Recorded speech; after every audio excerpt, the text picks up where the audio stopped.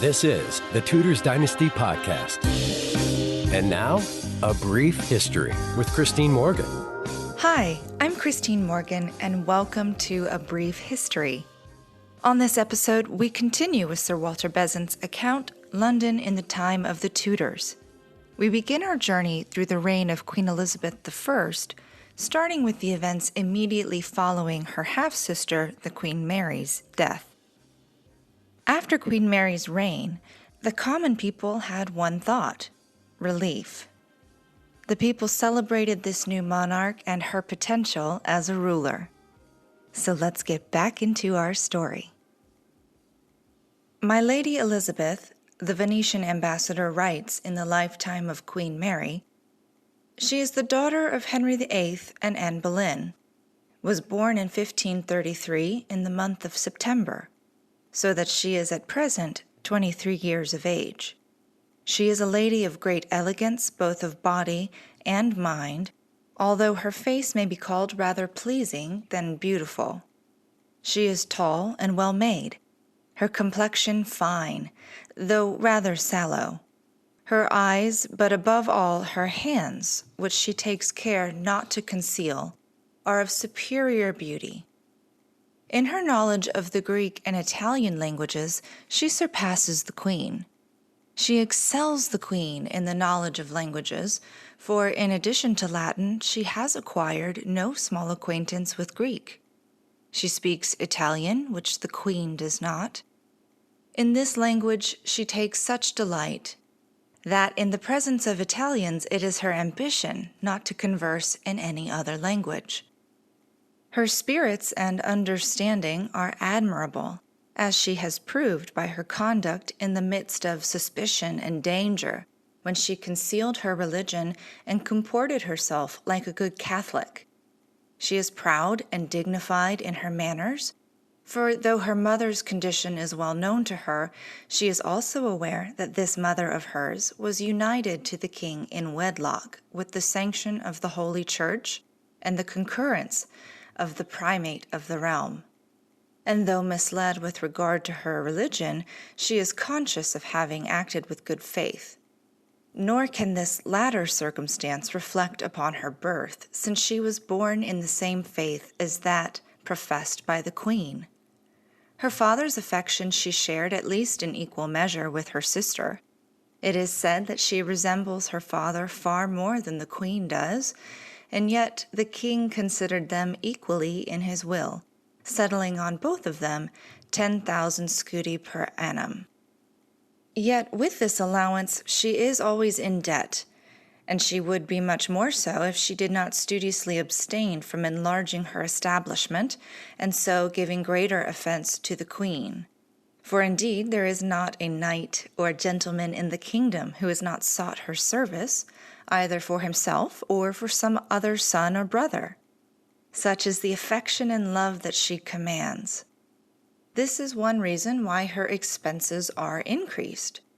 She always alleges her poverty as an excuse to those who wish to enter her service, and by this means she has cleverly contrived to excite compassion, and at the same time a greater affection, because there is no one to whom it does not appear strange that she, the daughter of a king, should be treated in so miserable a manner.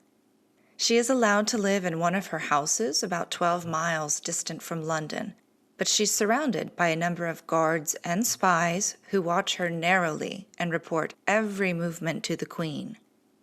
Moreover, the Queen, though she hates her most sincerely, yet treats her in public with every outward sign of affection and regard, and never converses with her but on pleasing and agreeable subjects.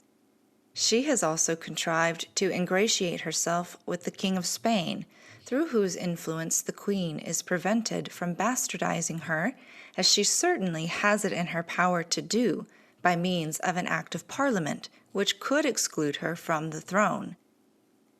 It is believed that but for this interference the king, the queen, would without more remorse chastise her in the severest manner. For whatever plot against the queen is discovered, my Lady Elizabeth or some of her people may always be sure to be mentioned among the persons concerned in them. Attention has already been called to the rejoicings of the people on the death of Mary, and the uplifting of that long-continued cloud. The bells of the city were rung, bonfires were lit, loaded tables open for all comers were spread in the street, yea, even in that dark night of November. A week later, the new queen rode from Hatfield to the Charterhouse, where she stayed for 5 days. On the 28th, she rode in state to the Tower. Here she remained till the 5th of December, when she went by water to Somerset House. On the 17th of December, the body of Mary was laid in Westminster Abbey with the Roman Catholic service. On the 12th of January, the Queen returned to the Tower, and thence on the following day she rode to Westminster. The reader has probably remarked, in the course of this history, that neither king nor queen, nor mayor nor people ever played the slightest regard for weather or for season. A royal riding with pageants and red cloth and tapestry and a procession in boats was undertaken as readily in January, when there is generally hard frost, in April when there is generally east wind, in July when there is generally the heat of summer, or in October when there is generally fine weather with the repose of autumn. Season and weather, sunshine or frost, make no difference. In her desire to win the hearts of the people, Elizabeth probably paid no heed to the weather, and whether it was cold or not. This brief interruption is brought to you by, well, me. Do you love Tudors Dynasty? Consider becoming a patron on Patreon. Patrons get access to all kinds of amazing things that the everyday listener does not. Find out more by going to Patreon, that's patreon.com/Tudors Dynasty, and click Become a Patron for details. All right, back to the show. We have remarked a great change in the temper and attitude of the city towards the sovereign. When we hear from time to time murmurings about the city liberties, but there is nothing of importance. The reasons are several. The Tudor sovereigns carefully respected those liberties which, so to speak, made the most show. They abstained from interference with the city elections. They would not interfere with the city courts. As regards the point of real importance to themselves, the raising of money and men, their demands were generally arbitrary. Witness the calls of Mary for men and still more men. Another cause for cheerful loyalty was that when the religious discussions were at length appeased, it was incumbent on everybody to do his utmost for the Protestant cause, which became then the national cause. For these reasons, we find the city cheerfully giving Elizabeth what it reluctantly gave or refused to give to Henry III or Richard II. It was understood by those who welcomed the Queen so joyously that her first care must be the restoration of Reformed faith. Every craftsman who threw up his cap expected so much. Fortunately, the events of the last reign had turned the hearts of most people wholly away from the Mass. Elizabeth was fully informed as to the opinion of the majority of her subjects. As for her own opinion, it is said that she favored the old church. Perhaps so. That is to say, she would rather, as a matter of choice, listen to the Roman Mass than to the English litany. It is certainly more beautiful.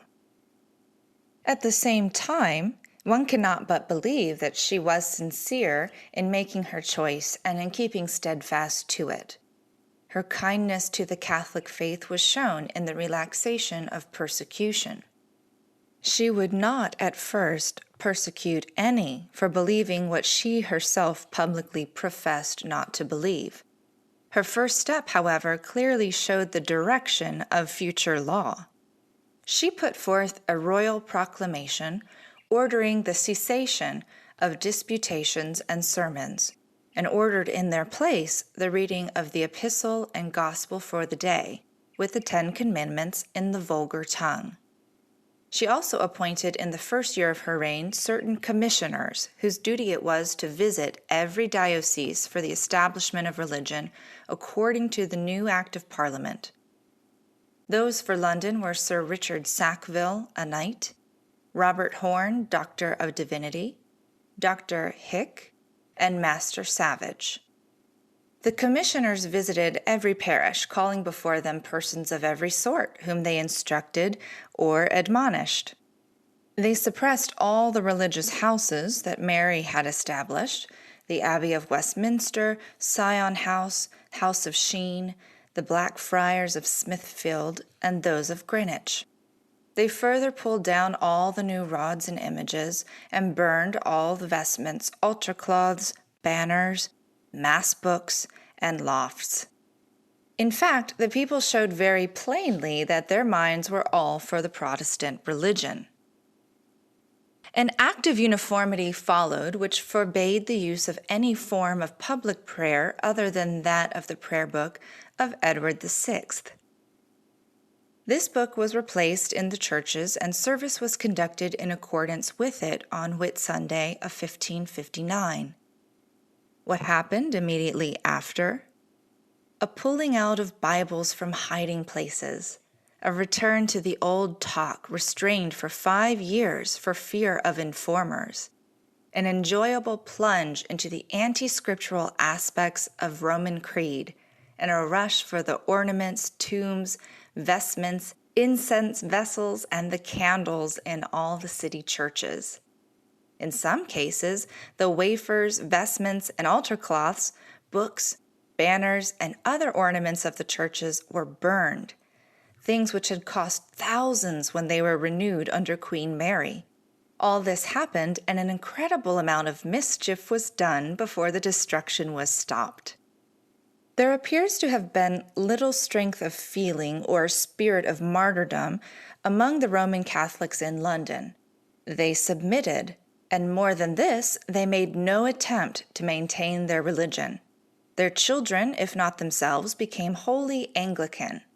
Such Roman Catholic worship as survived lurked in holes and corners, or was maintained secretly by a few nobles and gentlemen. Before long, however, the government had to deal with that advanced form of Protestantism which had been brought over from the continent. In 1565, an order was issued that all the clergy were to wear the surplice. A good number of them refused and left their churches with their congregations. This was the beginning of Nonconformity.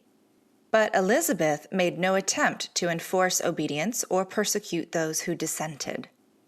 On the 25th of May, 1570, the temper of the people was plainly indicated by their reception of a bull from the Pope, which was actually found nailed to the door of the Bishop of London's palace in Paul's churchyard. It was in Latin. Holinshed gives both text and translation. Quote, "Pius, Bishop, servant of God's servants, etc., Queen Elizabeth hath put away the sacrifice of the Mass, prayers, fasting, choice or difference of meat and single life. She invaded the kingdom, and by usurping monstrously the place of the supreme head of the Church in all England, and the chief authority and jurisdiction of the same, hath again brought the said realm into miserable destruction. She hath removed the noblemen of England from the king's council. She hath made her council of poor, dark, beggarly fellows, and hath placed them over the people. These counselors are not only poor and beggarly, but also heretics. Unto her all such as the worst people resort, and by her received into safe protection, etc. We make it known that Elizabeth aforesaid, and as many as stand on her side in the matters above named, have run into the danger of our curse. We make it also known that we have deprived her from that right she pretended to have in the kingdom aforesaid, and also from all and every authority, dignity, and privilege. We charge and forbid all and every noble or subject or people with the aforesaid, that they be not so hardy as to obey her or her will or commandments or laws upon pain of the like curse upon them. We pronounce that all whosoever by any occasion hath taken unto her are forever discharged of such oath, and also from all fealty and service which was due to her by the reason of her government." End quote. The crime was brought home to one John Felton, who on the 4th of August, 3 months later, was arraigned at the Guildhall on the charges of affixing the said bull. 4 days later he was drawn from Newgate to St. Paul's churchyard, and there duly hanged, cut down alive, bowelled, and quartered. On the same day, which shows that their office was not an easy one, the sheriffs of London, after seeing the end of Felton, had to accompany 2 young men who had been found guilty of coining to Tyburn, where they suffered the same horrible punishment. In the meantime, the Catholic enemy never relaxed the attempt to effect the reconversion or, failing that, the subjugation of this country. Not by bulls alone did he work. Seminary priests were sent over to work secretly upon the people, and so, it was hoped, gradually make them ready for conversion. After the tender mercies of the last reign, one would believe that the task was hopeless. One is persuaded that even if the secret missionaries had been allowed to put an advertisement in the window openly proclaiming their object, they could have done no harm.